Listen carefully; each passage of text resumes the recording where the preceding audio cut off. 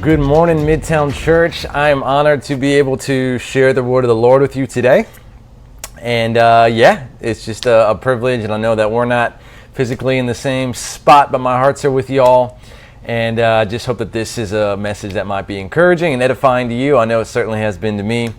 It's one that I've preached to myself multiple times over the years. So I want to start out by talking about the difference between faith in a power and faith in a person.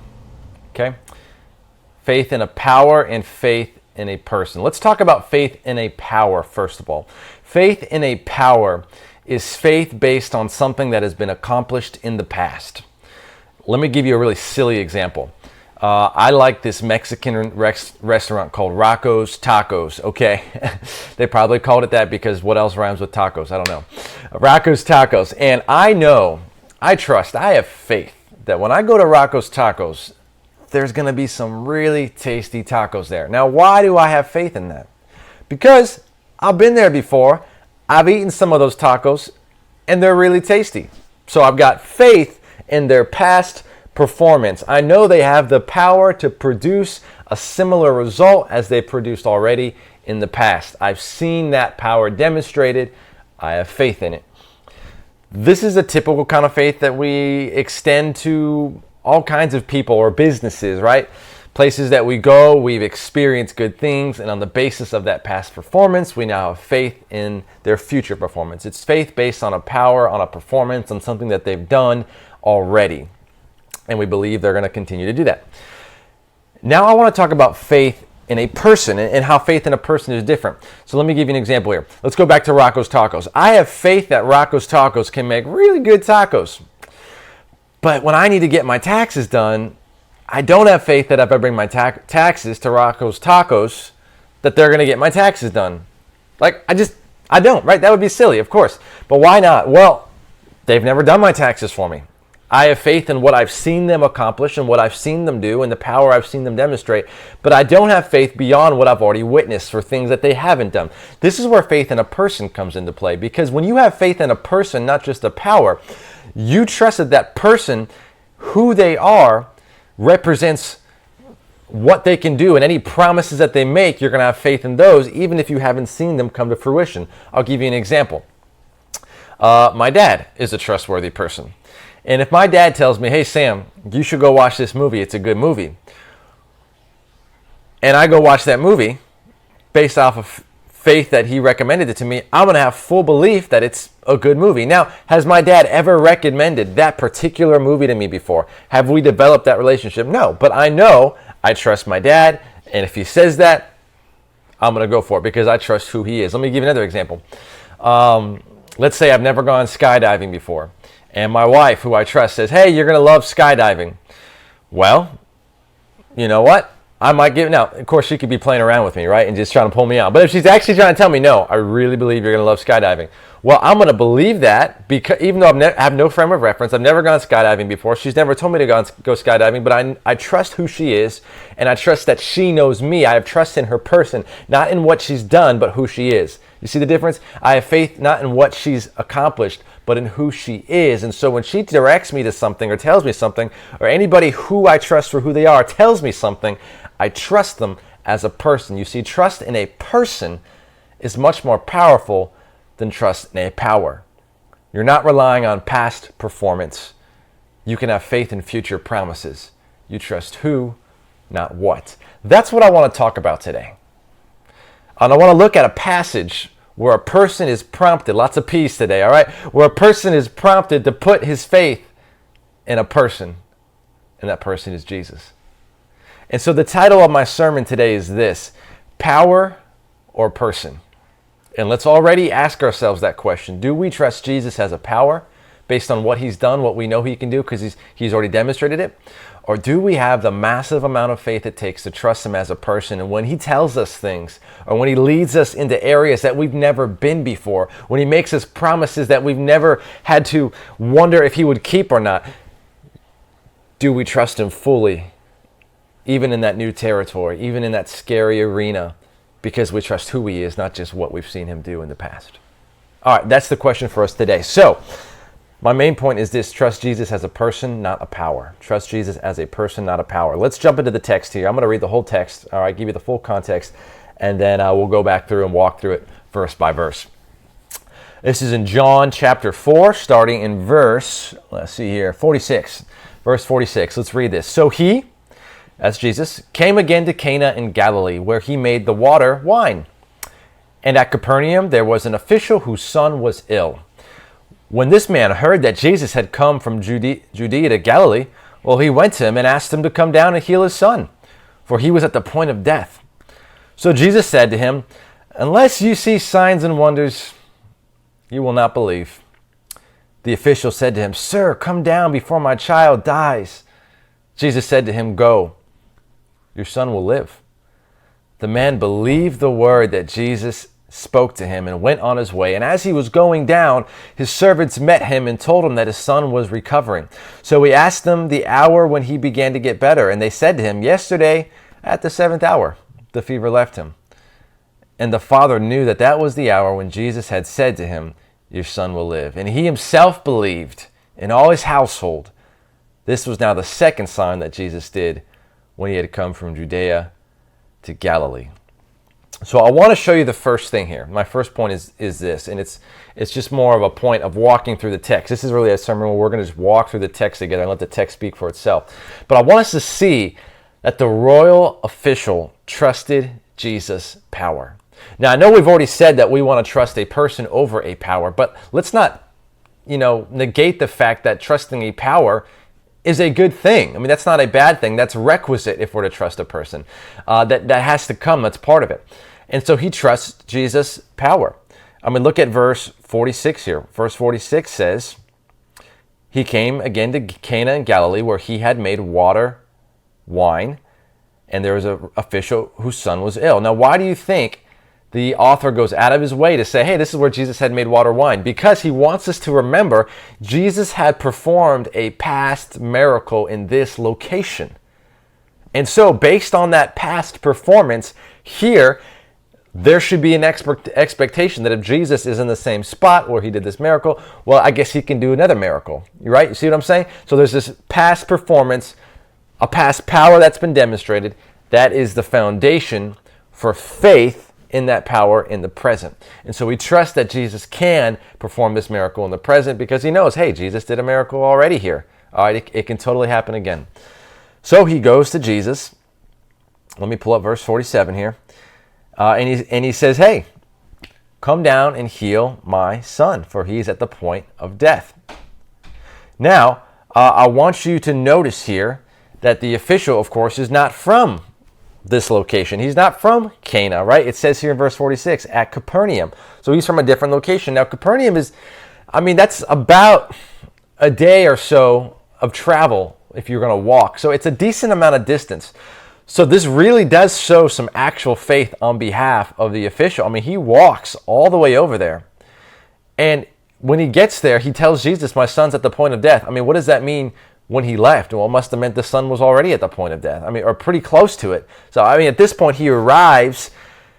I'm sure he's wondering, is his son still alive? Maybe this is a shot in the dark. It was like 24 hours ago I left. It's going to be 24 hours till I get Jesus to come back with me. He is really going all out on a limb here and showing some faith, but he believes, hey, Jesus has the power to heal in person. He did a miracle in person here. If I bring him back in person, he can heal my son in person at my house. And so he comes and he demonstrates a faith in Jesus' power, tries to bring Jesus back with him to heal his son. Okay, let's keep going here. And then, I love this, Jesus says, let's see here, I lost my place. There it is, verse 48. Jesus said to him, unless you see signs and wonders, you will not believe. Very interesting response of Jesus here. Unless you see signs and wonders, you will not believe. Now, I think that Jesus is calling out a lot of people, like all of the people probably around him and in that particular town there in Cana, in Galilee. But I also think he's speaking directly to the official here. So I think he's looking around at everybody and saying, hey, everyone here, y'all are expecting miracles. Some of y'all only want me from my miracles. Unless you see signs and wonders, you won't believe. And he's kind of condemning them a little bit and be like, you know what? You want to see something before you believe something. You ever heard that before? That you need sight to see. Sight, not sight to see, sight to believe. That we need to see something to believe it. I mean, that's kind of what's going on here. And I think he might also potentially be applying this to the official, because the official is, of course, coming to him in faith based off of what Jesus has done. But again, did you notice the order there? Jesus has done something. He's demonstrated a power in the past to water into wine. And on the basis of that, the official is coming and putting his faith in them. Now, again, is it a bad thing to have faith and power? No, but Jesus clearly wants something else. In fact, I think Jesus wants to flip the script. He doesn't want a faith that starts with a demonstration of power. He wants a faith that precedes a demonstration of power. He doesn't want to have to do a miracle and then people are like, oh, okay, something's going on here. Yeah, Jesus, you're what's up. Let's go. He wants people to say, Jesus, we have faith in who you are as a person, as a son of God. And on the basis of that, we're going to trust you and follow you. And then whatever happens, happens. And so Jesus is about to flip the script and say, no, not miracle before and then faith, faith before miracle. And so he says this line, hey, unless you see signs and wonders, you will not believe. And it's this little condemnation against them. Okay, let's keep going. Verse 49. The official said to him, Sir, come down before my child dies. And so he's persistent. I mean, he's asked already. He's asking again. He's like, hey, that's an interesting thing you said, Jesus, about the whole like signs and wonders, but can we get back to my kid who's dying? I mean, come down. And notice that he wants Jesus to come down. I mean, he wants Jesus to walk all the way over there and heal him. Why? Well, I mean, that's what we've seen Jesus do. We've seen him come up to people and in the presence of people heal them. He's got a track record with that. We've seen that power demonstrated in the past. He believes it can happen in the future. And so I love what Jesus does here.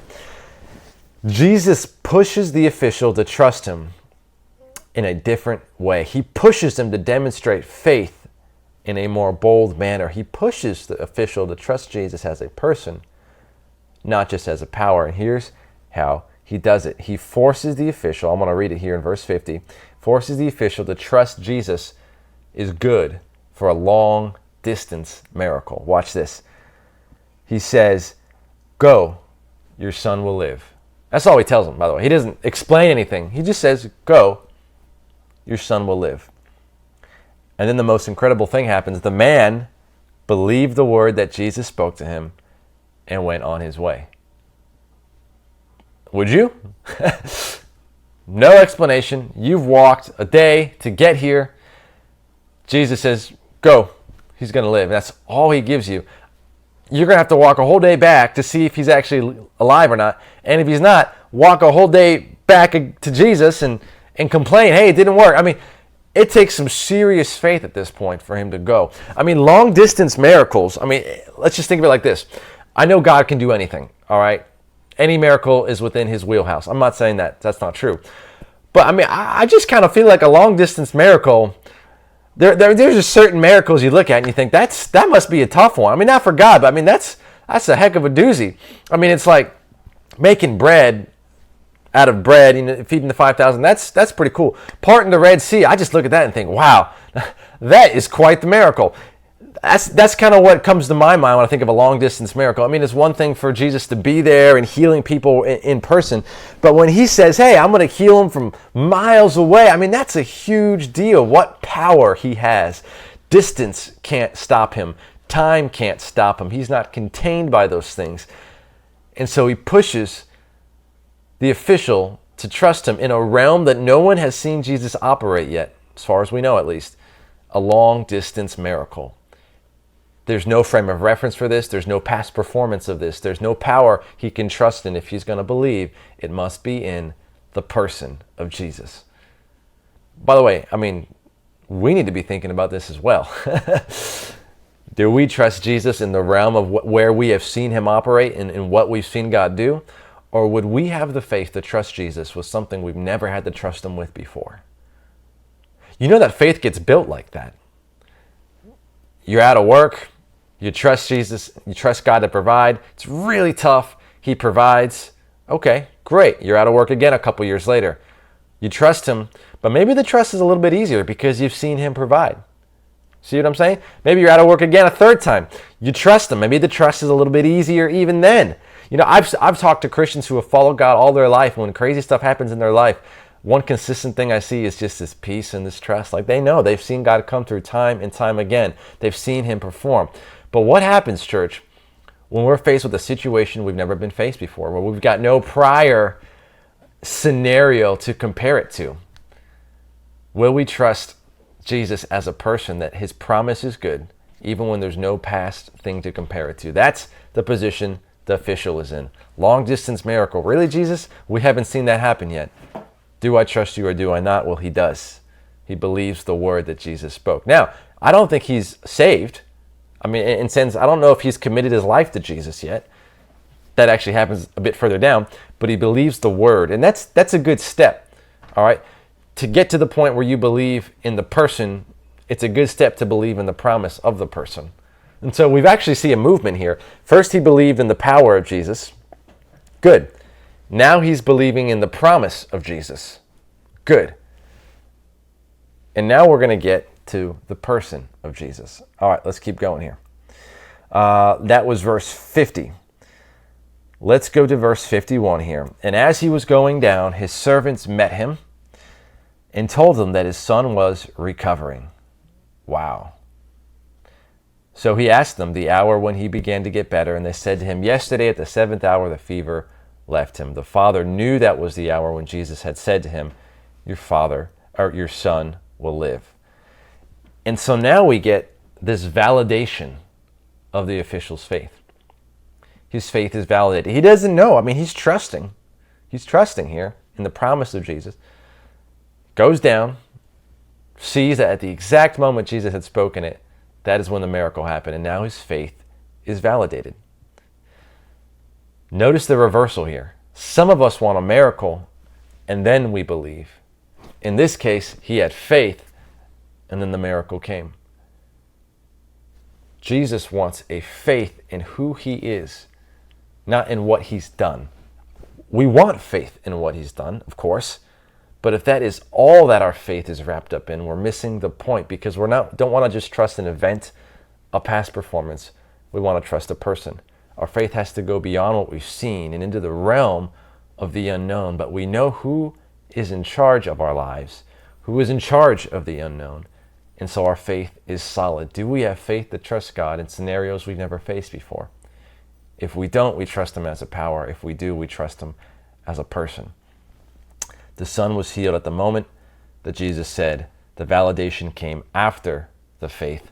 The miracle came after the faith. By the way, how many of you guys have ever said to God, you know what, God, I would believe in you so much more if you just spoke to me out loud, or if you just did a great miracle in front of me? I mean, we've all said that. We've all thought that. I find it so fascinating that the greatest demonstration of God's power in this story comes after the faith. And I wonder if faith is just that funnel, that vehicle, that key which unlocks the power of God in so many ways. I think it is. I think the scriptures teach that.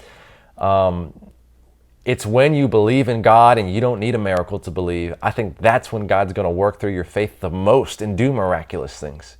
It's when you get to the point when you're so trusting of God as a person, as who he is, his essence, his goodness, his perfection, that you don't need any other evidence, that the evidence will pop up all around you and through you. That's the position we want to place ourselves in. And so let's finish up the story here. He himself, this is at the end of verse 53, he himself believed, and all his household. Now notice, earlier on he believed in the word of Jesus, all right, in the promise of Jesus. I think now at this point we're getting a full-fleshed belief in who Jesus is as a person. And it was started when he believed the promise of Jesus, and it seems to have come to a full conclusion here, that he himself believed, right? And notice there's no object of belief. It's not believing in a past miracle. It's not believing in Jesus' word. It just says he believed. And I think at this point, he believes Jesus is God, and he has that saving kind of faith in his household as well. And of course, the chapter ends there, verse 54. This was now the second sign Jesus did when he had come from Judea to Galilee. And so I wanted you to notice a progression here. There was a fast-tracked spiritual growth here. The man started at the beginning of the story believing in the power of God, power of Jesus. He knew that Jesus had done miracles face-to-face before. He came on the basis of that. Jesus pushed him to believe in Jesus' promise. And at the end, because he believed in the promise of Jesus, his faith was validated, and now he believes in the person. From power to promise to person. And you can better believe it was on purpose. Just to throw another P in there. Progression. I think, and this is really my application for today that I want us to dig into. There are two ways I think that you can grow in your faith. Really, maybe it's better to say 2 ways you can grow in your Christian walk.